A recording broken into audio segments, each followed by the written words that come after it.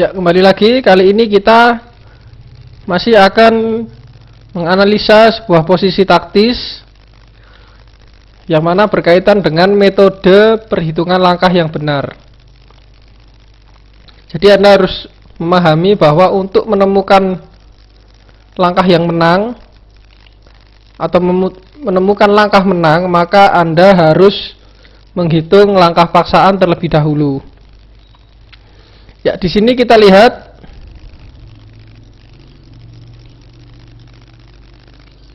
di sini giliran putih melangkah. Ya, kita lihat di sini terlebih dahulu kita lihat hitam memiliki ancaman yang serius, yaitu dengan benteng E1 mat. Ya, jadi putih harus menemukan sesuatu yang memaksa. Di sini dapat kita ketahui langkah paksaan bagi putih adalah di sini pertama adalah langkah skak, yaitu langkah menteri kali D4 atau juga langkah benteng kali H7 di sini. Ya, kita harus menghitung langkah-langkah paksaan ini. Ya, tentu langkah kuda kali D4 tidak kita hitung dikarenakan benteng E1 mat. Jadi putih di sini tidak dapat melangkahkan kuda makan di D4. Ya, di sini ada dua yang harus kita hitung, yaitu langkah paksaan menteri kali D4 atau benteng kali H7. Kita mulai dengan menteri kali D4. Di sini kita memiliki beberapa kemungkinan langkah, yaitu gajah E5, benteng E5, atau raja ke G8. Ya, tentunya kita harus menghitung langkah yang paling memaksa. Langkah yang paling memaksa di sini adalah tentu gajah E5, skak, open skak. Jadi mengancam menteri sambil membuka lajur menteri untuk melakukan skak. Dan di sini jika raja ke D1, maka menteri putih akan hilang di sini. Ya.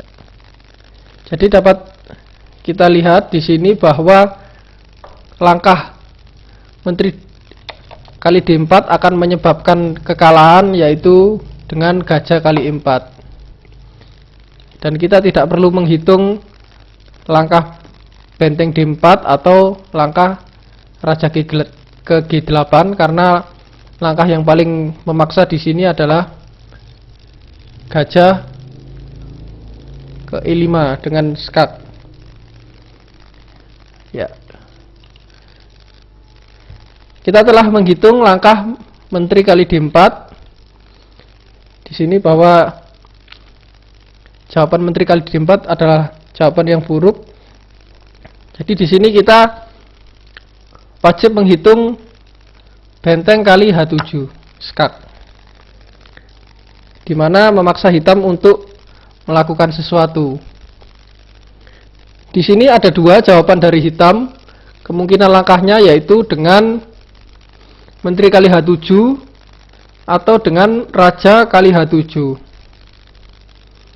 Ya, di sini kita hitung jika raja memakan benteng di H7, maka putih memiliki dua kemungkinan, yaitu dengan benteng kali H2 atau dengan menteri kali F7. Ya, di sini kita harus menghitung langkah yang paling memaksa, yaitu dengan menteri F7, dan setelah raja H8, menteri kali E8, raja H7, dan benteng kali H2. Di sini putih menang. Ya, jadi langkah di sini raja kali H7 menang untuk putih karena ada jawaban menteri kali F7.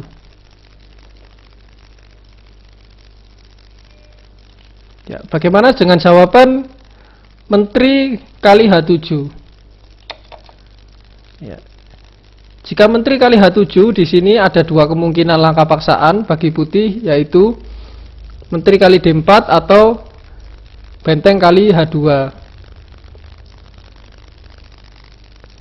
Ya, di sini kita ketahui bahwa langkah benteng kali H2 adalah langkah yang paling memaksa, karena di sini jika menteri kali D4, maka di sini hitam bisa dengan mudah untuk menghindari serangan dari putih. Ya, jadi langkah yang benar adalah di sini adalah benteng kali H2, karena di sini mengopen posisi raja hitam dan menteri hitam. Ya. Di sini hitam ada dua cara untuk menjawab langkah ini, yaitu dengan gajah H3 atau dengan langkah benteng E1. Ya. Kita hitung terlebih dahulu benteng E1 skak dan raja G2, dan hitam tidak memiliki harapan karena harus kehilangan menterinya.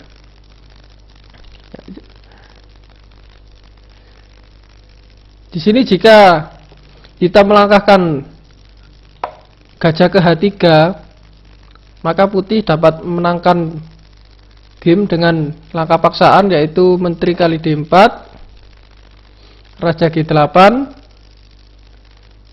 menteri kali C4, dan raja ke F8.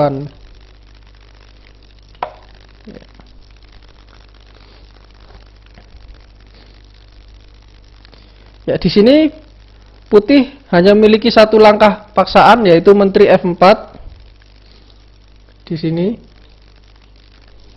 Ya, tetapi itu hanya akan memberikan hasil draw dengan skak abadi.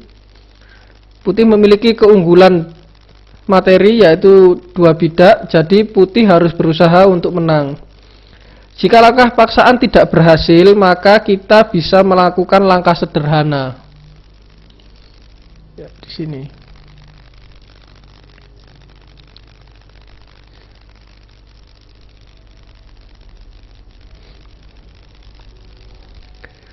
Maksud saya di sini ya, ini adalah akhir dari langkah paksaan. Jadi di sini sudah tidak ada langkah paksaan lagi selain menteri F4, yang mana akan hanya menghasilkan draw.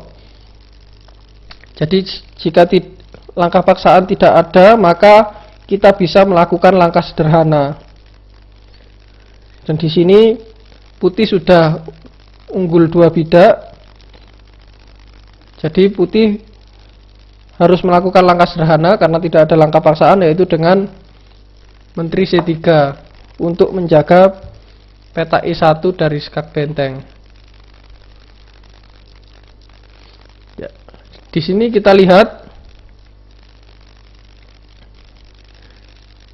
bahwa langkah paksaan adalah langkah yang harus kita hitung terlebih dahulu, yaitu langkah skak, langkah makan, dan langkah mengancam. Ya, di sini langkah paksaan yang membawa kemenangan adalah langkah benteng kali H7.